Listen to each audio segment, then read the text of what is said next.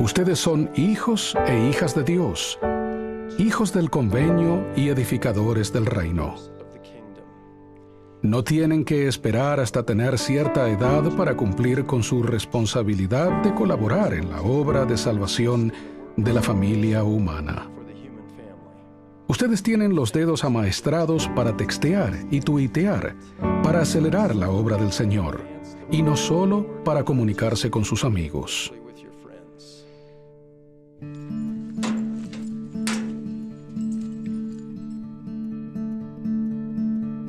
Well, start out about, mid-September. Bishop come to our house and wanted to see Cheyenne. He asked that Cheyenne would accept a calling to work on the Elijah Project. The Elijah Project is about all the youth coming together and finding their own ancestors and doing their ordinances, and it may seem hard at first, but it's a lot of fun. When Cheyenne was called, my mother had passed away about 3 days prior to that. We had just barely had her funeral. My parents, they were very strong, very into genealogy.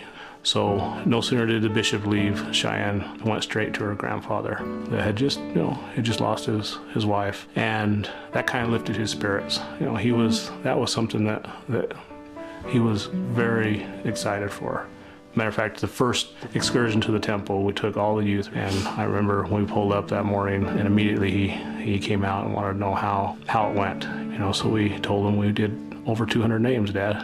He was just excited. He knew everything and every name.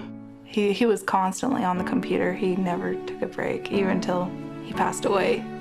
He passed away 8 weeks after my mom passed away. He worked with Cheyenne for about 6 weeks before he just couldn't do anymore. Almost like a passing of the guard.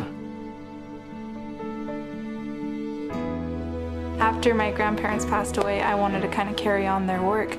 As I go through family history, you can learn about the time when they were born and where they lived, and you can find stories on them and pictures, and it's almost like you almost get to know them and feel compassion for them. And I was going through my grandpa's books, and we found journals, and one was about Susan Ellen Johnson. It just talks about all of her times on the plains and how she raised children that weren't hers, and what kind of faith she had and how she stuck to it. And she was a good horsewoman too. So they also had lives. We just found a lot of names and lines that just shoot out from those names, and there's a lot of names that haven't had their ordinances done. I've always just gone to the temple and done temple names, but when I got my first card, it was exciting to know that I'm doing it for my own ancestor and from my own lines, and I don't know, it just feels almost like they're there. It is true. Our children are the ones that inspired us to attend the temple a little more, and we changed our temple night from once a month to once a week. And many times when we leave the home, our kids want to know which names we're taking, and they want a report. To find a card and to just wait for the card to be done and get all the sealings done is just a good feeling to know that I can give people the same saving ordinances that I have. It makes me feel humble. It was such a blessing to me in my life when that came when it did. And now we're always going to the temple with the names that we have, and being able to do that with our whole family is such an amazing thing. It's something that has brought our family closer, and we've been very blessed.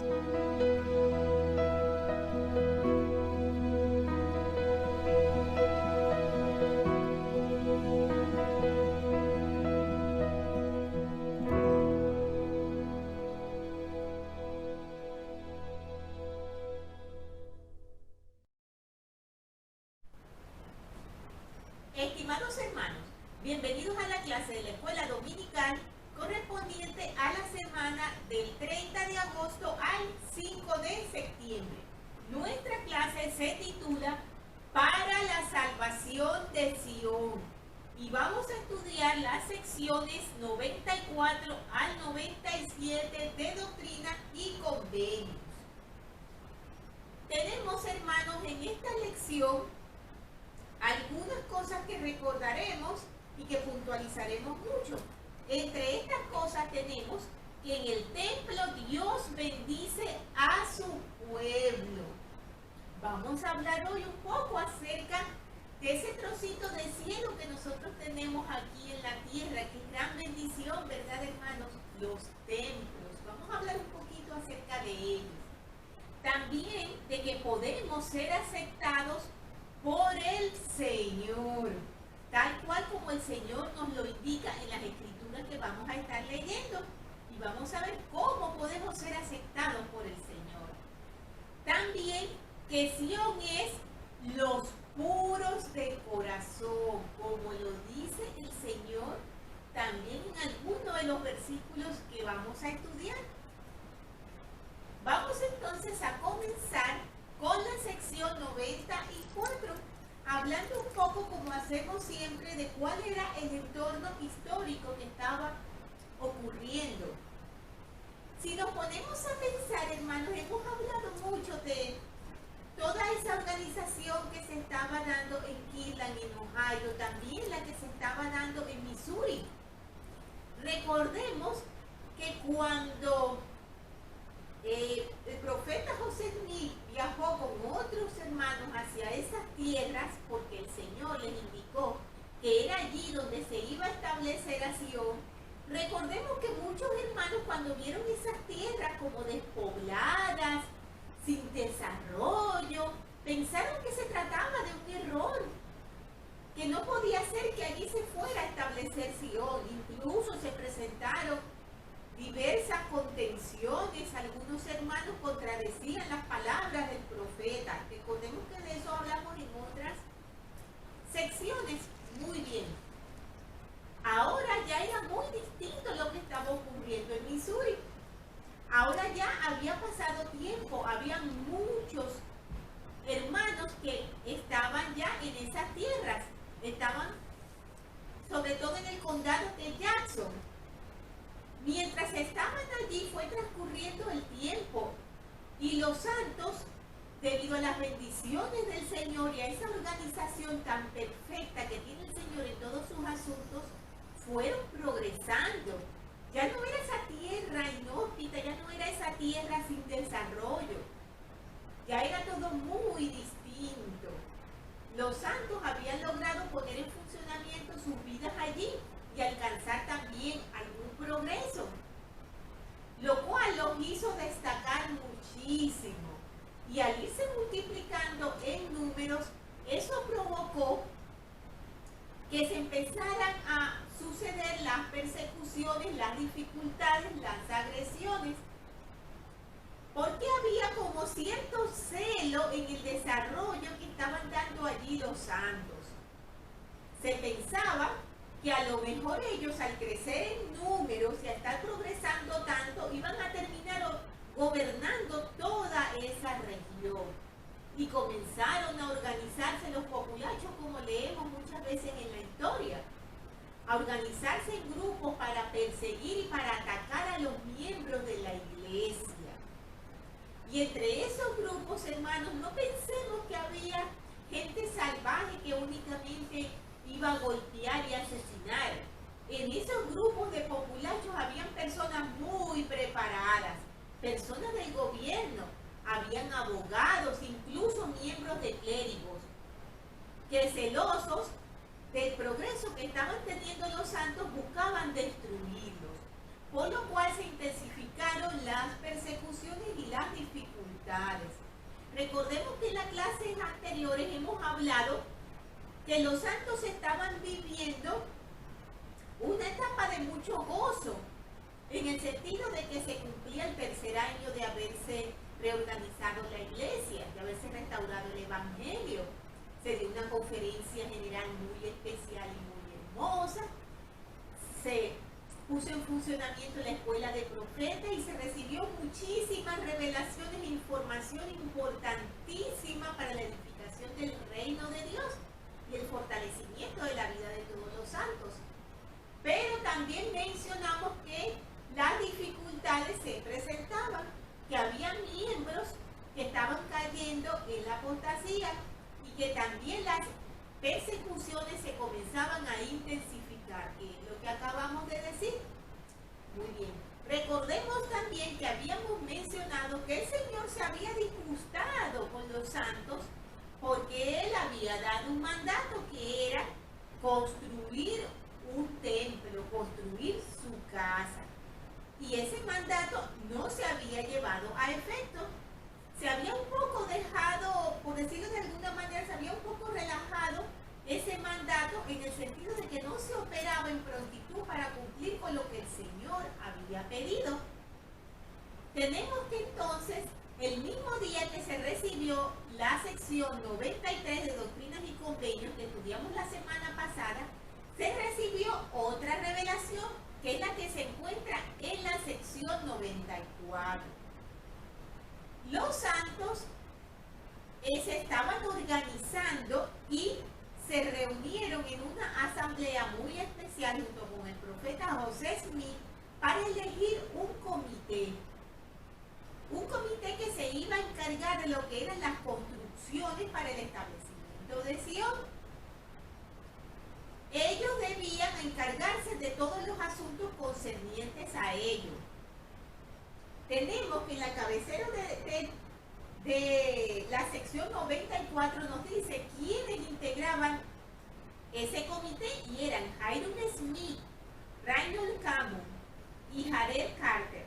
Son nombrados para formar un comité de construcción de la iglesia, para irse organizando en lo que el Señor les había mandado a realizar.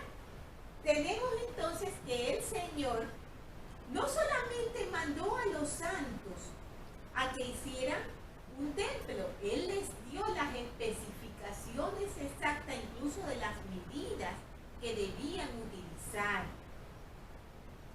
Los santos comenzaron a adquirir terrenos. Este comité estaba hecho para eso, para enfocarse en buscar los terrenos que se necesitaban. Nos hablan de una granja que era muy grande, muy próspera y que estaba en una ubicación que era un buen terreno para la construcción del templo. Muy bien, en la sección 94 el Señor especificó que lo primero que tenía que construirse era su casa. Pero también habló de otros edificios. Habló de dos muy importantes. Habló de una casa para la presidencia, donde se pudiera reunir el profeta, los líderes, los élderes, y pudieran discutir todos los asuntos del reino. Y allí pudieran orar, allí se pudieran concentrar espiritualmente y allí pudieran recibir revelaciones. Y también habló de un edificio dedicado para la imprenta, porque el Señor sabía que era importantísimo que su palabra llegara a todas partes y al mayor número de hermanos posible, por lo cual también hacía falta esa construcción. Estas construcciones que el Señor recomendaba para hacer no iban a ser meramente edificios usados por cualquier persona, no. El Señor determina que estos edificios debían ser dedicados a Él, debían ser hechos como un lugar especial, un lugar sagrado, donde las personas debían estar cumpliendo con ciertos requisitos, ya que allí estaría la presencia del Señor. Vamos a leer específicamente lo que el Señor menciona en la sección 94 para que vayamos haciendo algunos comentarios con respecto a sus palabras. Tenemos que en el versículo 1 nos dice: y además, de cierto os digo, mis amigos, os mando dar principio a la obra de proyectar y preparar el comienzo y fundación de la ciudad de la estaca de Sion, aquí en la tierra de Kirlan, principiando, por mi casa, es decir, por el templo. Y he aquí debe hacerse según el modelo que os he dado. Como mencionamos, el Señor especificó cómo debía hacerse el templo. Tenemos que el Señor menciona en el versículo 8: y no consentiréis que ninguna cosa inmunda entre en ella, y mi gloria estará allí, y mi presencia estará allí. Mas si entrare allí alguna cosa inmunda, mi gloria no estará allí,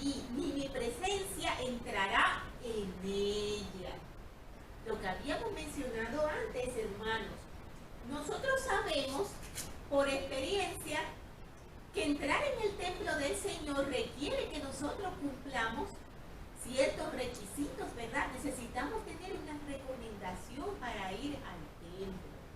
Una recomendación que cada X tiempo expira y que nosotros necesitamos renovar a través de una entrevista muy especial que tenemos con nuestro obispo y también con algún miembro de la presidencia de la estaca. Luego que se nos hacen esas preguntas referentes a nuestra dignidad, es entonces cuando nuestro obispo y el miembro de la estaca, de la presidencia de la estaca, que están autorizados para juzgar acerca de nuestra dignidad, es cuando nos extienden la recomendación para ir al templo. Nosotros debemos prepararnos para entrar en la casa del Señor, hermanos. Allí claramente el Señor especifica que no puede morar nada inmundo en su casa, porque si así lo hiciera, Él no puede estar allí. Por lo cual, no podrían llevarse a cabo las ordenanzas, ¿verdad? Tenemos que en un edificio sagrado como el de la primera presidencia que mencionamos allí en los versículos, porque recuerden que dijimos que el Señor requería que esos edificios que Él estaba especificando que se construyeran estuvieran dedicados a Él. Entonces dice, el Señor manifestará su gloria para el beneficio de los que entren en ella dignamente. El Espíritu del Señor no puede permanecer donde haya impureza. Por lo tanto, si en la casa del Señor entran personas en estado de impureza, el Espíritu del Señor es ofendido y los cielos se retiran. Esto lo tenemos en Doctrinas y Convenios 121 del 36 al 37. Por eso, todos los que entren deben purificarse de todo pecado.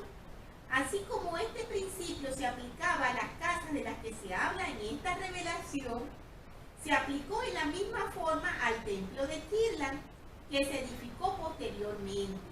Y ciertamente se aplica en la actualidad a nuestros templos, lo que hemos mencionado antes. Muchas veces escuchamos esa expresión en personas que no son de nuestra iglesia que dicen, los mormones, ya saben que comúnmente nos llaman así, tienen un misterio con ese templo donde no dejan entrar a nadie.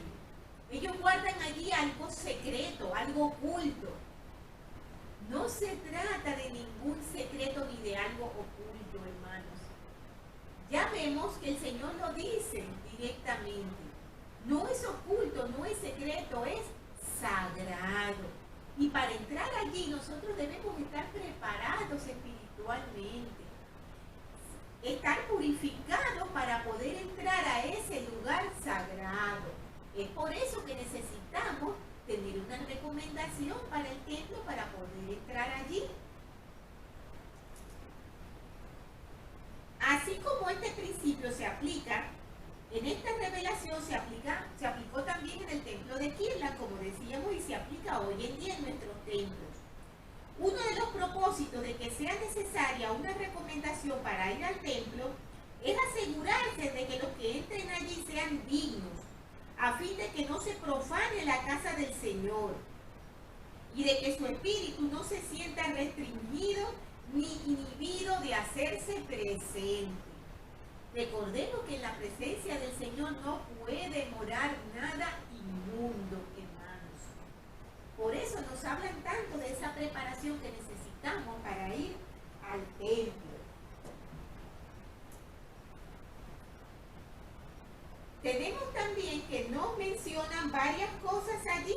El Señor da especificaciones acerca de esos terrenos que el comité está organizando para comprar. Luego entonces tenemos la sección 95, en donde nos dice, revelación dada por medio de José Smith, el profeta en Kirtland, Ohio, el 1 de junio de 1833.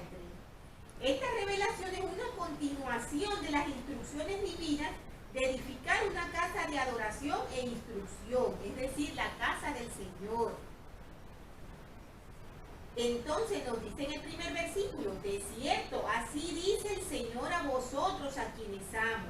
y a los que amo también disciplino, para que les sean perdonados sus pecados, porque con la disciplina preparo un medio para librarlos de la tentación en todas las cosas, y yo os he amado.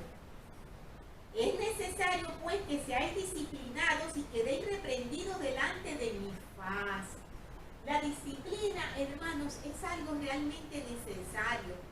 A veces nos cuesta entender que el Señor nos discipline, nos cuesta entender cuando ocurren esas consecuencias devastadoras de nuestros actos porque nos hemos equivocado, hemos hecho algo que es incorrecto ante los ojos de Dios.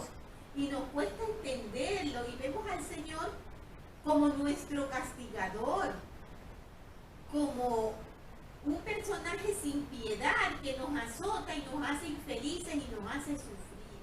Necesitamos comprender, hermanos, que esa disciplina que nuestro Padre ejerce sobre nosotros es una disciplina necesaria y es una muestra inmensa de su amor. De su amor al querer de que nosotros regresemos a la rectitud, nos demos cuenta de nuestro error, queramos hacer lo bueno y aprendamos una lección que nos va a llevar al progreso. Imagínense que no hubiese castigo para los pecados. Imagínense que no ocurriera nada malo ante todas las cosas equivocadas o malas que podamos hacer. ¿Acaso progresaríamos? ¿Acaso aprenderíamos? ¿O nos desviaríamos por completo? Eso es algo bueno que debemos de meditar. Yo les invito, hermanos, a recordar esos momentos en los que ha pasado algo en su vida, en los que se han equivocado y han sentido la disciplina del Señor fuertemente. Les invito a recordar su vida en ese momento y su vida después de ese momento. Analice cómo cambió todo, cómo ustedes florecieron de nuevo, cómo ustedes arreglaron esos errores que habían cometido y volvieron a encaminarse por el camino correcto. Esto no hubiese sido posible sin la disciplina del Señor. Tenemos que, como habíamos mencionado, los santos no habían cumplido todavía con el mandamiento del Señor de construir su templo. El Señor estaba disgustado por ello. No dice que el 1 de junio de 1833 el comité del templo, compuesto por Hiram Smith, Reynold Calhoun y Harold Carter, envió una carta a todos los miembros y los animó a ayudar espiritual y temporalmente en la edificación del templo. Y ese mismo día el profeta recibió la revelación que se encuentra en la sección 95, que es la que estamos analizando ahora, en la que el Señor reprendió duramente a los miembros por ser negligentes en cuanto al mandamiento de construir un templo. Estamos hablando, hermanos, de la importancia de la disciplina, ¿verdad? Entonces, como mencionábamos, es difícil ver la disciplina como un acto de amor, ¿verdad? En las Escrituras tenemos ejemplos y palabras muy importantes con respecto a esto. Alma enseñó a su hijo Coriantón que el arrepentimiento no podía llegar a los hombres a menos que se fijara un castigo. Alma 42:16.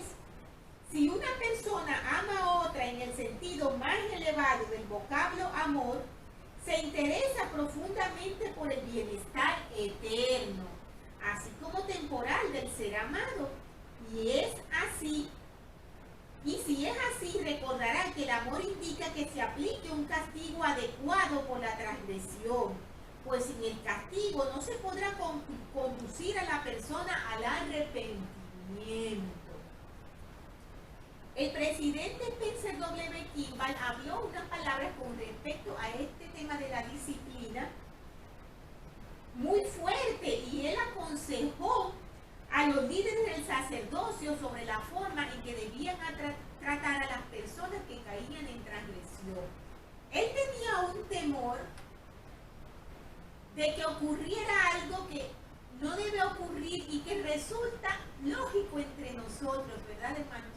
Se nos hace difícil disciplinar a las personas que son muy allegadas a nosotros, nuestros hijos, un amigo, un ser querido. Parece que como que bajamos un poco la intensidad de lo que es el juicio a esa persona y el tomar las medidas con respecto a la falta que han cometido. El presidente Kimball mencionaba que a él le preocupaba que los líderes del sacerdocio, basándose en esos sentimientos que pudieran sentir por algunas personas, no aplicaran la disciplina correspondiente o la aplicaran parcialmente, simplemente basándose en sus sentimientos de que son personas que quieren, de que son personas que conocen, y esto puede ser muy peligroso y no se debe hacer. El presidente Kimball menciona de nuevo las palabras de Alma y dice: recordáis las palabras del profeta Alma, mas el arrepentimiento no podía llegar a los hombres sin que hubiese un castigo. Pensad un momento en estas palabras, ¿os dais cuenta? No puede haber perdón sin un verdadero y total arrepentimiento, ni puede haber arrepentimiento sin un castigo. Este principio es tan eterno como el alma misma. Por favor, hermanos, recordad estos detalles cuando tengáis ante vosotros a alguien que haya quebrantado las leyes de Dios. Es muy fácil dejar que nuestros sentimientos nos desvíen de lo que es adecuado. Y cuando alguien ha cometido un pecado, debe sufrir. Ese es un requisito absoluto y no de parte del obispo, sino que es un requisito natural y de parte del hombre mismo. Estas palabras se encuentran en un mensaje del presidente Kimball que se llama Ser dignos poseedores del sacerdocio, en la diagonal de octubre de 1975. A veces el castigo es la única forma de lograr la obediencia, el resultado de la cual inevitablemente es la felicidad y el gozo. A los que amo también castigo, dice el Señor. En el versículo 1 que acabamos de leer, el presidente Brigham Young dijo: a veces tal vez yo parezca demasiado severo para con los hermanos, de vez en cuando los reprendo, pero eso es porque deseo que vivan de tal manera que el poder de Dios, como una llama de fuego, more en ellos y los rodee. Esa es mi manera de sentir. Fíjense, hermanos, que allí mencionan algo muy importante entre todas las cosas importantes que dicen. Dice, a veces el castigo es la única forma de lograr la obediencia. Hermanos, yo les invito de nuevo a meditar y a darnos cuenta, porque a veces no pensamos en esas cosas. Cuando muchas veces nos hemos desviado del camino del Señor, la única forma de que lo visualicemos, de que lo comprendamos, es a través del castigo y de las consecuencias que vienen de haber obrado mal. A veces eso es lo que nos hace reaccionar, eso es lo que nos llama a darnos cuenta que nos hemos salido del lugar y de la conducta correcta. Si no hubiera esa disciplina, quizás nuestros ojos permanecieran en la oscuridad con tranquilidad. Démonos cuenta que cuando hemos sufrido esas grandes experiencias que han sido motivadas por una transgresión y que nos han hecho tan infelices, esa experiencia es lo que nos hace reaccionar. Esa experiencia es lo que hace que en nuestro corazón el Señor pueda a través del Santo Espíritu lograr esa transformación espiritual que nosotros necesitamos para volver al camino correcto. Yo realmente tengo un testimonio muy fuerte de ello, de darme cuenta de que las cosas no estaban bien, porque aunque siempre hay una vocecita pequeña que te dice, esto no está bien que lo hagas, parece ser que necesitamos el golpe mayor, por decirlo de alguna manera, ¿verdad? la consecuencia grande, el castigo, para que entonces tomemos la decisión de salir de esa situación y volver al redil del Señor. Entonces, meditemos mucho sobre eso, hermanos. Tenemos también que el Señor nos dice, porque habéis cometido un pecado muy grave contra mí, al no haber considerado en todas las cosas el gran mandamiento que os he dado concerniente a la edificación de mi casa. Sabemos, hermanos, la importancia vital en nuestras vidas del templo del Señor, de las ordenanzas tan indispensables para nuestra salvación que se hacen allí, de la cercanía indispensable que tenemos a nuestro Padre Celestial desde su casa, así como también de la instrucción tan necesaria que allí recibimos. Entonces, ese retraso en construir la casa del Señor era un error muy grave que estaban cometiendo los santos. Cuando ellos comenzaron a recibir esta reprimenda y los problemas se intensificaban, fíjense que una vez que el Señor les amonestó, a los 4 días comenzaron la construcción del templo y despertaron de ese cierto letargo que tenían en cuanto a este mandato tan vital y tan importante que les había hecho el Señor. En el 4 dice, para la preparación, con lo cual me propongo preparar a mis apóstoles para que poden mi viña por última vez, a fin de que realicen mi obra extraña y para que derrame mi espíritu sobre toda carne. El templo era indispensable, hermanos. Y hemos mencionado allí algo que quizás nos parezca raro. Obra extraña. ¿Qué quería decirse el Señor con eso de mi obra extraña? ¿Qué tiene de extraño la obra del Señor? ¿En qué consiste?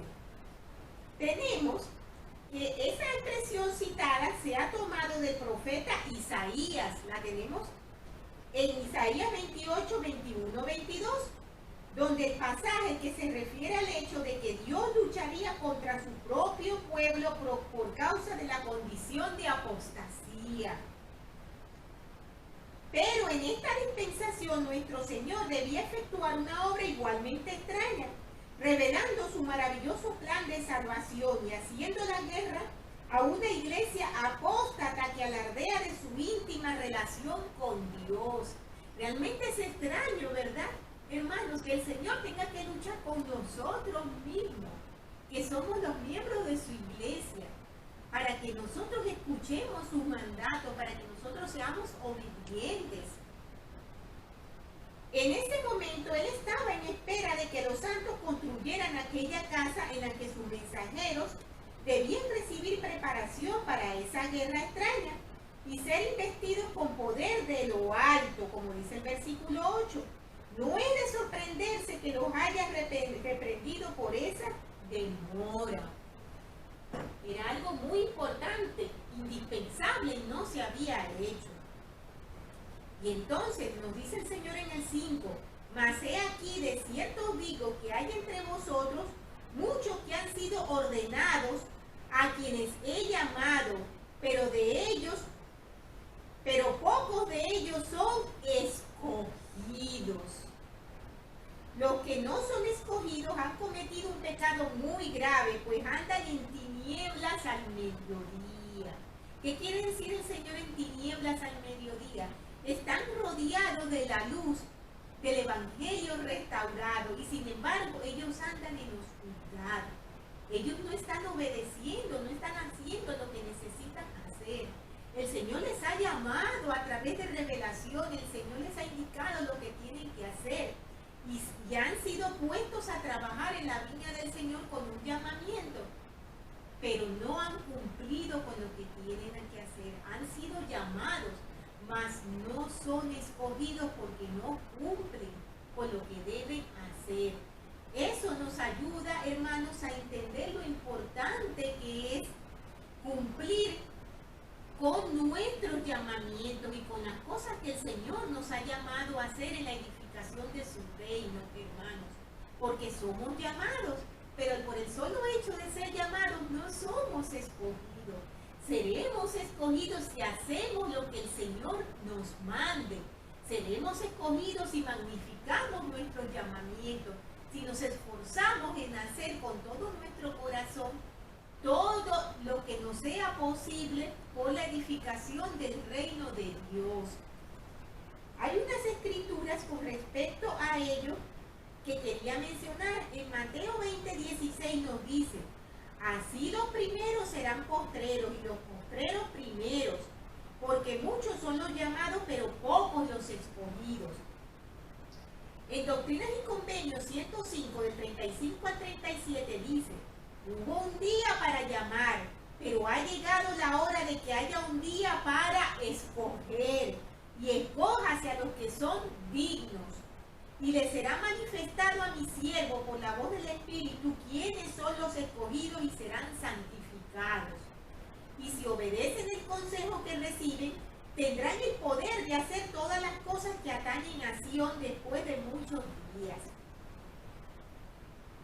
Entonces, dice en Doctrinas y Convenios 121, del 34 al 40, nos dice: he aquí, muchos son los llamados y pocos los escogidos. ¿Y por qué no son escogidos? Porque a tal grado han puesto su corazón en las cosas de este mundo y aspiran tanto a los honores de los hombres que no aprenden esta lección única, que los derechos del sacerdocio están inseparablemente unidos a los poderes del cielo, y que estos no pueden ser gobernados ni manejados sino conforme a los principios de rectitud. Es cierto que se nos pueden conferir, pero cuando intentamos encubrir nuestros pecados o satisfacer nuestro orgullo, nuestra vana ambición o ejercer mando, dominio o compulsión sobre las almas de los hijos de los hombres en cualquier grado de injusticia, he aquí los cielos se retiran, el Espíritu del Señor es ofendido y cuando se aparta, se acabó el sacerdocio o autoridad de tal hombre. He aquí, antes de que se den cuenta, queda abandonado a sí mismo para dar coces contra el aguijón, para perseguir a los santos y combatir contra Dios. Hemos aprendido por tristes experiencias que la naturaleza y disposición de casi todos los hombres en cuanto reciben un poco de autoridad, como ellos suponen, es comenzar inmediatamente a ejercer injusto dominio. Por tanto, muchos son llamados, pero pocos son escogidos.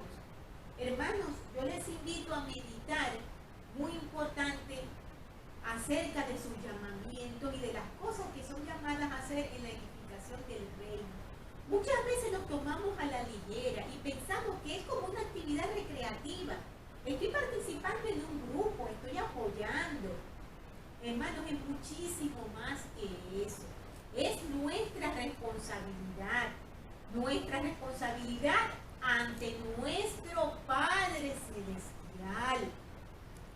No es cualquier cosa que nosotros debamos dejar a un lado sin importarnos porque no nos pagan por ello, porque no es algo que conste en un contrato, porque yo simplemente puedo no ir cuando tengo que hacer algo que me corresponde en mi llamamiento, porque no va a pasar nada con que no lo haga. Hermanos, claro que pasa algo con que usted no lo haga. Pasa que usted le está fallando a nuestro Padre Celestial. Usted no le está fallando al obispo, usted no le está fallando a sus hermanos, le está fallando directamente al Señor. Y eso es gravísimo. El Señor conoce nuestras circunstancias y sabe en qué momento nosotros de alguna manera tenemos dificultades y quizás no podemos hacer tantas cosas que nos puedan ser requeridas. Pero Él lo que quiere es que nos esforcemos por hacerlo, que pongamos todo de nuestra parte y que le demos a Él la prioridad en nuestra vida. Y por eso Él nos hace la promesa de que si nosotros buscamos el reino de Dios, las demás cosas vendrán por añadidura. Pero qué difícil se nos hace entender eso, ¿verdad, hermanos? Por favor, meditemos en la importancia de nuestros llamamientos y cumplamos con ellos. Tenemos que en los versículos del 8 y 9 nos dice algo muy importante. Dice: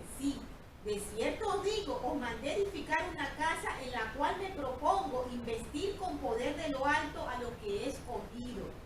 Porque esta es la promesa del Padre para vosotros. Por tanto, os mando a permanecer, así como mis apóstoles, en Jerusalén. Y hablamos de una investidura con poder de lo alto, ¿verdad, hermanos? Una investidura es el otorgamiento de una dignidad especial. Entre los santos de los últimos días, el término investidura tiene el sentido de investir a una persona con determinado conocimiento y bendiciones del sacerdocio, lo que usualmente se otorga en los templos dedicados a Dios. La investidura mencionada en este versículo no es la misma que se dio en Nabú y que se confiere en los templos hoy en día, para que lo tengamos claro, hermanos. Aunque los miembros del sacerdocio participaron en una investidura parcial, ya que la ordenanza completa de la investidura se reservó para el futuro, cuando se construyera un templo designado para la obra de ordenanzas, es decir, el templo de Nabú. Tenemos estas palabras del elder Bruce McConkie en un mensaje que se llama Sálvate y salva a los tuyos, en la Liaona de agosto de 1977. La primera investidura completa en esta dispensación la confirió José Smith en Nabú, el 4 de mayo de 1842. La investidura que recibieron en Kirtland comprendía lavamientos y unciones, así como el lavamiento de los pies para los hermanos que tenían cargos oficiales en el sacerdocio. El Señor también derramó su espíritu, esto es, los invistió con poder espiritual, y muchos de ellos recibieron revelaciones que también fueron parte de la investidura prometida. Algo muy importante, hermanos, y vemos allí el motivo del enfado tan grande del Señor. Con toda razón, hermanos, el templo, no habían construido el templo. En el 11 nos dice, de cierto os digo, es mi voluntad que edifiquéis una casa. Si guardéis mis mandamientos, tendréis poder para, si guardáis mis mandamientos, tendréis poder para construirla. Si no guardáis mis mandamientos, el amor del Padre no permanecerá con vosotros. Por tanto, andaréis en tinieblas. Ahora, he aquí sabiduría y la voluntad del Señor. Edifíquese la casa, no según la manera del mundo, porque no os permito vivir conforme a la manera del mundo. El Señor especifica cómo debe de hacerse. Tenemos luego la sección 96, en donde nos dice revelación dada a José Smith, profeta, en la cual se indica el orden de la ciudad o estaca de Sion de Kirtland, Ohio, el 4 de junio de 1833. Se dio de ejemplo a los santos radicados en Kirtland.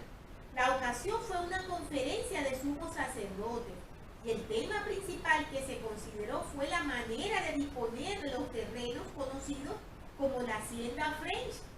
Recuerden que al principio hablamos de una hacienda que tenía unos terrenos muy especiales y que se estaban considerando que eran los más propicios para construir el templo. En vista de que la conferencia no se pudo llegar a un acuerdo en cuanto a quién debía hacerse cargo de la hacienda, todos consintieron en consultar al Señor en cuanto al asunto. Y el Señor dice en el versículo 1, he aquí os digo, os muestro sabiduría para que sepáis cómo obrar concerniente a este asunto, porque me es conveniente que se fortalezca esta estaca que he establecido para la fuerza de Sion. Tener cuidado puede atender a este asunto y a la porción que sea necesaria para el beneficio de mi orden, con objeto de llevar mi palabra a los hijos de los hombres. Porque aquí de cierto os digo, esto es lo que me es más conveniente, que salga mi palabra a los hijos de los hombres, con objeto de sojuzgar sus corazones para vuestro bien. Así sea, amén. Cuando aquí el Señor habla también acerca de que salga la palabra de los hijos de los hombres, Él está haciendo referencia a aquel edificio que mencionábamos para construir la imprenta, que era importantísimo que se estableciera y se dedicara al Señor para que salieran de allí todas estas revelaciones y la palabra de Dios pudiera llegar a todos los hermanos. Hemos hablado allí de estaca de Sion, ¿verdad, hermanos? que se fortalezca la estaca, que se fortalezca esta estaca que he establecido para la fuerza de Sion, decía el Señor. ¿Qué significa esto de estaca? ¿Por qué utilizamos este término? Muchas veces nos lo han explicado, pero como menciono en varias oportunidades, siempre es bueno recordar a qué se refiere, por qué se le llama estaca. Cuando se planta una tienda de campaña, se clavan estacas en el suelo a fin de sostenerla, ¿verdad? Cuanto más profundamente se claven, mayores serán la estabilidad y la fuerza de la tienda. Las revelaciones del Señor comparan a Sion con una gran tienda, cuyas estacas son su sostén, y por lo tanto deben ser fuertes para que sostengan a la tienda, ¿verdad? La expresión estaca de Sion, escribió el presidente Joseph Fielding Smith, se ha tomado de la que aparece en Isaías. Mira a Sion, ciudad de nuestras fiestas solemnes. Tus ojos verán a Jerusalén, morada de quietud, tienda que no será desarmada ni será arrancada en sus estacas, ni ninguna de sus cuerdas será rota. Eso lo tenemos en Isaías 33:20. Y además, ensancha el sitio de tu tienda, y las cortinas de tus habitaciones sean extendidas. No seas escasa, alarga tus cuerdas y refuerza tus estacas. Isaías 54:2. Al tabernáculo de Sion como si fuera una tienda, al hablar de Sion como si fuera una tienda o tabernáculo, Isaías la comparaba con el tabernáculo que se construyó y se transportó por el desierto en los días de Moisés. Todos recordamos acerca de ello en el Antiguo Testamento, ¿verdad? Cómo se llevaba la tienda en esa época, la tienda del Señor, que le llamamos tabernáculo.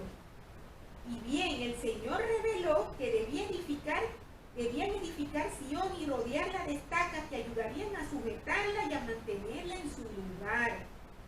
Esta metáfora casi se nos ha olvidado con el transcurso de los años, pero conserva su significado y belleza. Hablar de Sion, la nueva Jerusalén, o incluso del lugar donde se construirá la ciudad, diciendo que es una estaca de Sion, es un lamentable error. Sion es la tienda y las estacas son las que lo sostienen y aseguran. Por lo tanto, Sion no puede ser una estaca. Sería tan impropio llamar estaca a Sion como decir que una estaca es una tienda. Tenemos allí entonces el recordatorio, hermanos, de esa expresión de estaca de Sion. Continuando entonces con la siguiente sección, que es la 97, tenemos que nos dice: revelación dada por medio de José Smith en Cleveland, Ohio, el 2 de agosto de 1833.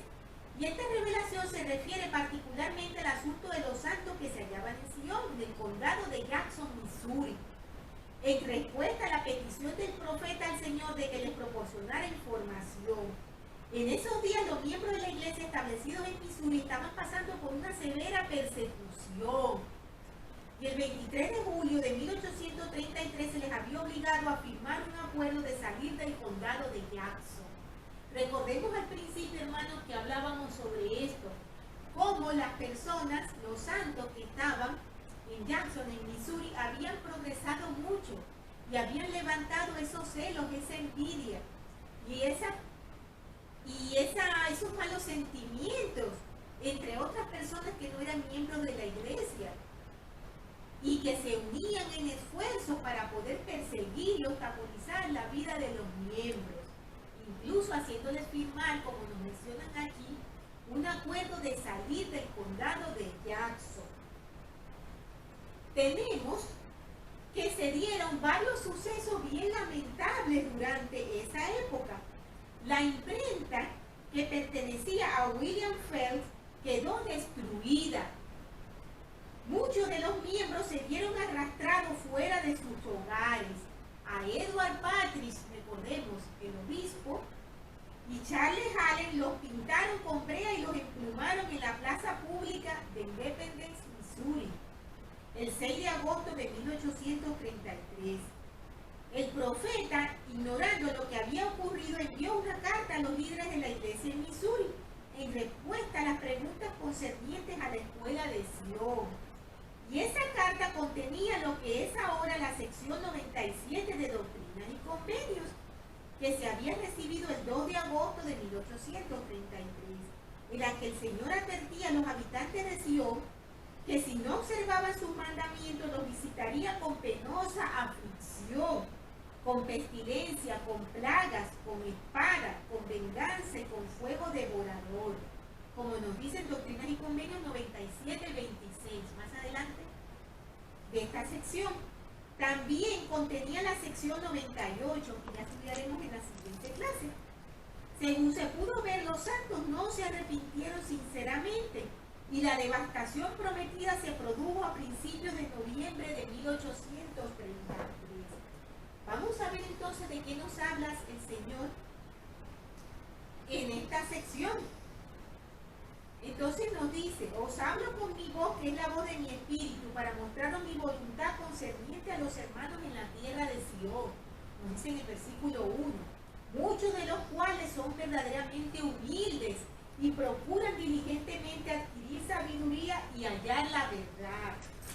De cierto os digo, benditos son porque prevalecerán, pues yo el Señor manifiesto misericordia a todos los mansos y a cuanto sea mi voluntad, a fin de que yo sea justificado cuando los traiga a juicio. El Señor es infinitamente misericordioso, hermanos, con las personas que son humildes, que son mansas y que procuran seguirlos. Las había, y eran muchos, pero también había otros que no querían seguir al Señor. También había otros, como aquellos que los perseguían, como aquellos que apostataban, que iban en contra de los santos. Como nos dice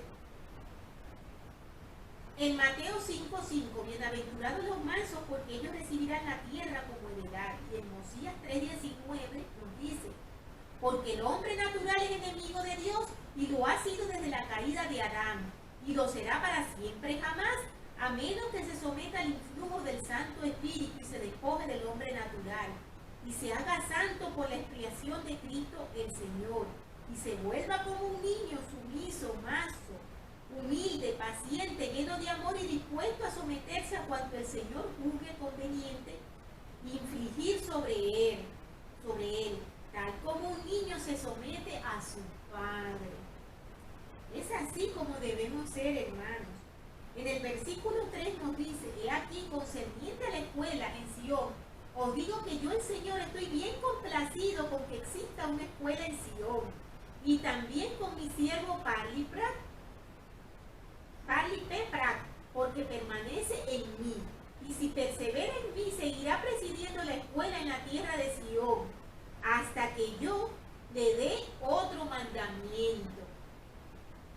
Y lo bendeciré con multiplicidad de bendiciones en la exposición de todas las escrituras y misterios para la edificación de la escuela y de la iglesia en Sion. Estos versículos son realmente muy hermosos, hermanos. Parliprat fue llamado como maestro de esa escuela de élderes para preparar a los élderes que saldrían a podar la viña del Señor. Eso nos recuerda a algo, ¿verdad, hermanos? Nuestros misioneros hoy en día no van directamente a los países o a los lugares a donde les fueron asignados. Ellos van primero a un lugar donde se preparan, ¿verdad? Van a un lugar a donde se les enseña, a donde se les instruye. Y luego de allí es cuando ellos van hacia los lugares que son asignados, ya preparados, ya fortalecidos, ya investidos con el poder para llevar el evangelio del Señor. Parliprat estaba haciendo aquí una misión muy importante, y como dice el Señor, si él persevera en todos los mandamientos, él lo va a bendecir con muchas bendiciones, y él dice que lo va a bendecir para que él pueda transmitir todo ese conocimiento de las Escrituras, para que pueda magnificar ese llamamiento tan especial de maestro que tenía. hermanos, el Señor las extiende a nosotros hoy en día en nuestro llamamiento. Cuando nos esforzamos por hacer lo que Él nos ha pedido, cuando con amor queremos llevar su palabra, cuando con amor, dedicación y esfuerzo tratamos de cumplir con lo que Él nos manda a hacer. Tenemos con respecto al hermano Parley Pratt algunas cosas muy importantes que a mí realmente me han encantado con respecto a él. Él menciona lo siguiente. En este libro que se llama Autobiografía de Parley Pratt, tenemos información acerca de estos versículos y de esta revelación que se encuentra en Doctrinas y Convenios 97. Yo les recomiendo que lo lean completo. Es un libro muy bueno y muy edificante. Y dice: a fines del verano y durante el otoño, dediqué casi todo mi tiempo a ministrar entre las ramas de la iglesia, realizando reuniones, visitando enfermos, consolando a los afligidos y dando consejos. Una escuela de élderes fue también organizada, la cual fui llamado a presidir. Esta clase, unas 70 personas en total, se reunían para recibir instrucción una vez por semana. El lugar de reunión era al aire libre, bajo unos grandes árboles, en un retirado lugar en el campo. Allí orábamos, predicábamos, profetizábamos y nos ejercitábamos en los dones del Espíritu Santo. En este lugar grandes bendiciones fueron derramadas y muchas grandes y maravillosas cosas fueron manifestadas y enseñadas. El Señor me dio gran sabiduría y me capacitó para enseñar y edificar a los élderes y para consolarlos y animarlos en sus preparativos para la gran obra que estaba delante de nosotros. Yo fui también muy edificado y fortalecido. Para asistir a esta escuela tenía que viajar a pie y algunas veces a pies descalzos por unas 6 millas. Esto lo hice una vez por semana, visitando, predicando además en 5 o 6 ramas por semana. Y mientras me encontraba así ocupado y en respuesta a nuestra correspondencia con el profeta José Smith en Cleveland, Ohio, la siguiente revelación fue enviada a nosotros por él, la que venía fechada en agosto de 1833. Nos estamos refiriendo a la sección 97. Esto lo tenemos en la página 94, hermanos, para cuando ustedes quieran leer el libro, que como les he mencionado, tiene bastante información importante acerca de lo que nos dice el Señor. Tenemos que siguientemente el Señor dice: el hacha está puesta a la raíz de los árboles, y todo árbol que no dé buen fruto será cortado y echado en el fuego. Yo, el Señor, lo he declarado. El hacha ya está puesta en la raíz de los árboles, hermanos. Recordemos que cuando un árbol va a ser talado, el hacha no se coge directamente y se hace de una vez así, ¿verdad? El hacha se coloca en el lugar. Y una vez que está colocada en el lugar, es cuando se da el golpe. Pues ya el hacha se encuentra en la raíz de los árboles. ¿Y quiénes son los árboles, hermanos? Somos nosotros. El Señor está vigilando nuestros frutos. El Señor está vigilando nuestros esfuerzos. Tenemos que eso es bien importante, hermanos, que lo tengamos presente y que despertemos que ese momento ya ha llegado, que estamos en la última dispensación, que es ahora cuando nosotros tenemos que actuar, que tenemos que hacerlo ya si no lo hemos hecho y esforzarnos por cumplir con lo que el Señor nos requiere. Tenemos que en el 8 nos dice: de cierto digo que todos los que de entre ellos saben que su corazón es sincero y está quebrantado y su espíritu es contrito, y están dispuestos a cumplir sus convenios con sacrificios, sí, cualquier sacrificio que yo, el Señor, mandare, estos son aceptados por mí. ¿Se acuerdan que en la lección decíamos en la segunda? Podemos ser aceptados por el Señor. ¿Cómo? Cumpliendo estas condiciones, como nos dice aquí, con un corazón sincero y quebrantado, con un espíritu contrito. realizando los sacrificios necesarios. Y entonces seremos aceptados por el Señor. Nos dice también aquí, en el 12, he aquí, este es el diezmo y el sacrificio que yo, el Señor, requiero de las manos de ellos, a fin de que se me edifique una casa para la salvación de Sión. El Señor habla aquí de algo muy importante, ¿verdad, hermano? Él habla acerca de los diezmos. El diccionario define el diezmo como una 10ª parte que se paga, pero el Señor lo definió para los santos como la 10ª parte de todo su interés anualmente, como lo tenemos especificado en Doctrinas y Convenios 119.4.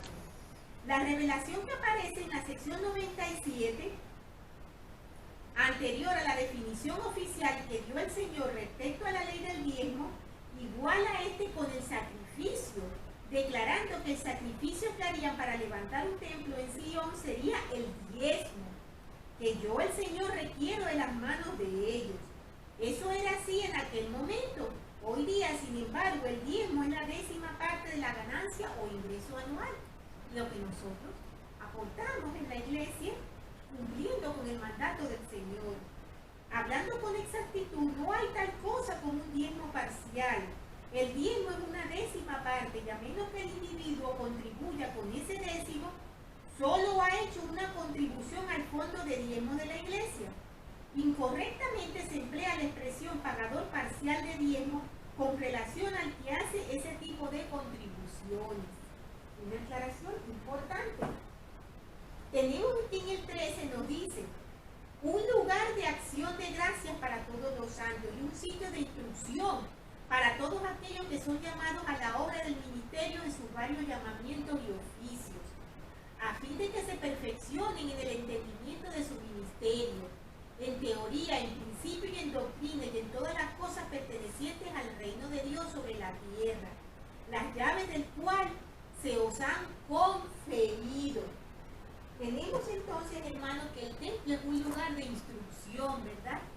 Que es algo bien importante que parece que a veces dejamos de lado y solo vemos el templo el lugar donde hacemos las obras vicarias, por ejemplo. El lugar donde vamos a cumplir con algunas ordenanzas, se nos olvida la instrucción que recibimos allí, se nos olvida el lugar tan especial que nos permite estar en una comunicación tan directa con nuestro Padre Celestial. Hablando de la función instructiva de la investidura, el elder John Whitson dijo, la obra en el templo nos da una maravillosa oportunidad para preservar nuestro conocimiento y fortaleza espiritual.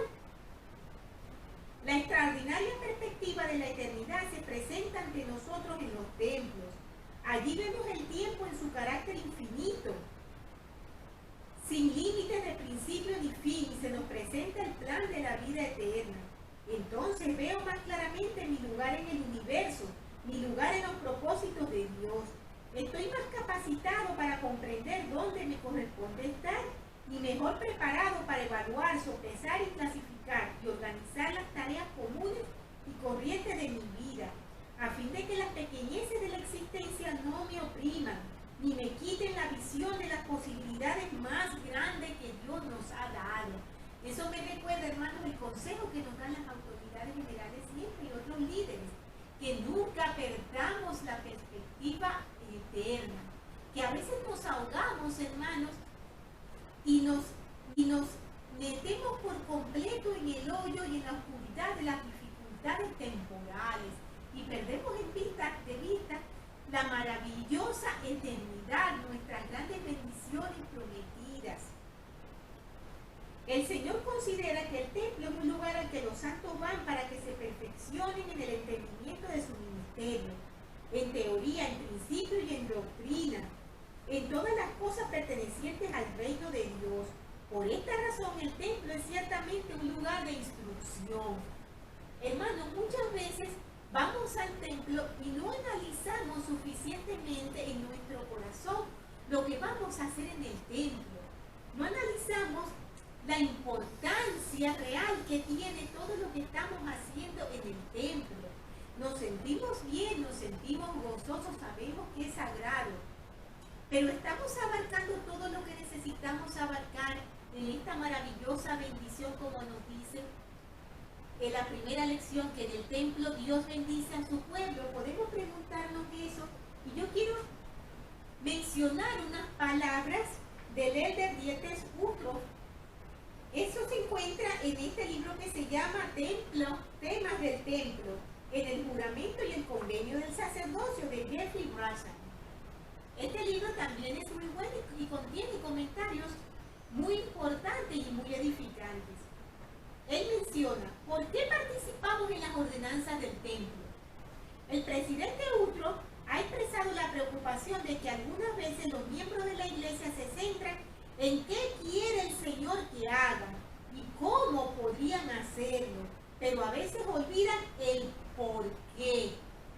Explicando más a fondo sus sentimientos, expresó lo siguiente: aunque la comprensión del qué y del cómo del Evangelio es necesaria, el fuego eterno y la majestuosidad del Evangelio manan del por qué. Cuando comprendemos por qué nuestro Padre Celestial nos ha dado este modelo de vida, cuando recordamos por qué nos comprometimos a adoptarlo como una parte fundamental de nuestra vida, el Evangelio deja de ser una carga y en cambio se convierte en un gozo y en una delicia, se convierte en precioso y en dulce, sabiendo el por qué, hermanos. Perdón, el por qué hacemos las cosas.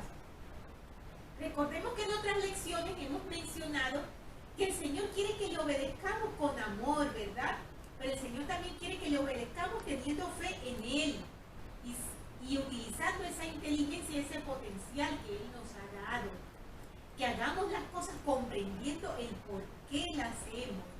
Porque si lo comprendemos y lo sentimos en nuestro corazón, lo vamos a hacer. Y no lo vamos a hacer de una mala manera, no lo vamos a hacer obligado.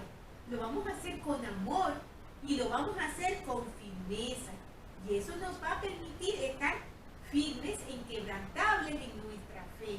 Porque como habíamos mencionado antes, si nosotros hacemos algo a ciegas, sin saber el por qué se hace, es más fácil que nos desviemos cuando escuchemos algo distinto, cuando escuchemos algo que quizás explique mejor en nuestro corazón o nuestra mente el por qué hacer o no hacer lo que el Señor nos ha indicado.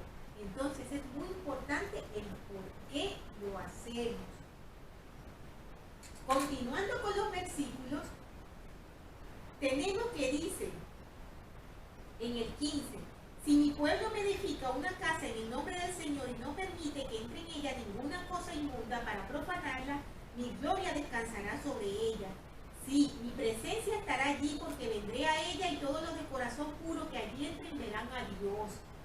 Mas si fuere profanada, no vendré a ella, ni mi gloria estará allí, porque no entraré en templos impuros. Habíamos hablado, hermanos, recordemos hace muy poco, de la dignidad para poder entrar en el templo y lo importante que es mantenernos puros y obtener esa recomendación para ir al templo. Esa recomendación que siempre debemos mantener vigente, porque no es solamente un cartoncito, hermanos. Mantener esa recomendación vigente indica que nosotros estamos viviendo y esforzándonos por cumplir los mandamientos del Señor.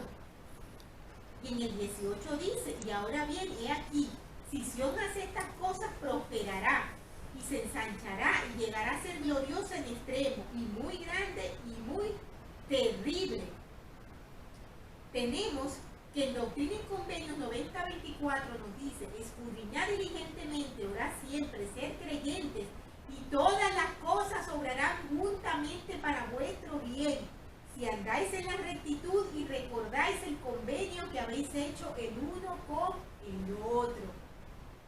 Y en Doctrina y Convenios 100:15 nos dice: por tanto, consuélense vuestros corazones, porque todas las cosas obrarán juntamente para el bien de los que andan en rectitud, así como para la santificación de la iglesia. Tenemos entonces, hermanos, que también nos dice algo muy importante en el 21. Dice: por tanto, de cierto así dice el Señor, regocíjese Sión, porque esta es Sión, los puros de corazón. Por consiguiente, regocíjese Sión mientras se lamentan los inicuos, como nos dice la lección. Sión es los puros de corazón. Quería comentar algo con respecto a este tema de lo que hemos mencionado. Tenemos que antes de este versículo, en el 18, hablábamos del destino de Sión, de lo que pasaría con Sión si hacían los santos lo que tenían que hacer, si cumplían con lo que debían hacer. En este versículo el Señor dice que Sión prosperará y se ensanchará y llegará a ser gloriosa en extremo y muy grande y terrible. El profeta José Smith habló en cuanto al lugar donde estaría Sión, diciendo: vosotros sabéis que ha habido mucha discusión en cuanto a Sión, dónde está y dónde será el recogimiento en esta dispensación. Y eso es lo que ahora os voy a declarar. Los profetas han hablado y han escrito acerca de ello, pero voy a hacer una proclamación que será más extensa. Todas las Américas son Sión, de norte a sur, y los profetas la describen declarando que es la Sión donde se hallará el monte del Señor y que estará en el centro del país. Cuando los élderes busquen y escudriñen las profecías antiguas, entonces lo entenderán. El presidente Brigham Young dijo: este continente americano será Sión, pues así lo han afirmado los profetas. Jerusalén será reedificada y será el lugar de recogimiento, y la tribu de Judá se juntará allí. Pero este continente de América es la tierra de Sión. Y hablamos que Sión son los puros de corazón, ¿verdad? Sión no se refiere únicamente a un lugar, sino también a una condición. Eso es importante que lo tengamos claro, hermanos. El Señor declara que únicamente el que es puro de corazón es digno de Sión. Iron Smith describió a Sión como los honestos y puros de corazón, que prestan oído al convenio sempiterno. Esa es una descripción muy hermosa y muy importante de Sión, hermanos. No solo es un lugar, es nuestra condición de vida, es nuestra rectitud, los puros de corazón, como nos dice la lección. Yo quiero finalizar, hermanos, con mi testimonio de que sé absolutamente que estas cosas son verdaderas. No tengo ninguna duda que esta es la iglesia verdadera. No tengo ninguna duda que José Smith es el profeta de la restauración del Evangelio. No dudo absolutamente de ninguna manera en cuanto a la disciplina que nuestro Padre Celestial nos aplica a nosotros. Sé que es su amor, sé que Él a quien ama disciplina, y Él nos ama y quiere que andemos en rectitud. Sé que los templos, hermanos, son un trocito de cielo aquí en la tierra, que allí se llevan a cabo las ordenanzas de salvación, que allí estamos en comunión directa y muy especial con nuestro Padre Celestial, pero que también es un lugar importantísimo de instrucción. Por favor, hermanos, mediten de la importancia de los templos. Pueden conversar en sus hogares con sus familias acerca de sus experiencias en el templo, lo que han sentido, lo que han aprendido todas las veces que han ido. Les invito a que escudriñen e investiguen estos libros que hemos mencionado, hermanos. Yo sé absolutamente que el libro de Mormón es verdadero, que el libro de Doctrinas y Convenios es verdadero, así como la Biblia, como todos los libros canónicos de la Iglesia. Y sé que hoy en día el Señor nos ha dado una atalaya y un profeta que nos guía por el camino correcto, y es nuestro profeta Russell M. Nelson. Sé sin ninguna duda, hermanos, que nuestro Padre Celestial vive y nuestro Salvador vive. Nos aman y nos esperan con los brazos abiertos. Y estas cosas dejo con mucho amor y humildad en el sagrado nombre de Jesucristo. Amén. Por favor, hermanos, estudien la siguiente lección, que se titula Quedaos tranquilos y saber que yo soy Dios. Doctrina y Convenios 98 a la sección 101. Que tengan, hermanos, una estupenda semana.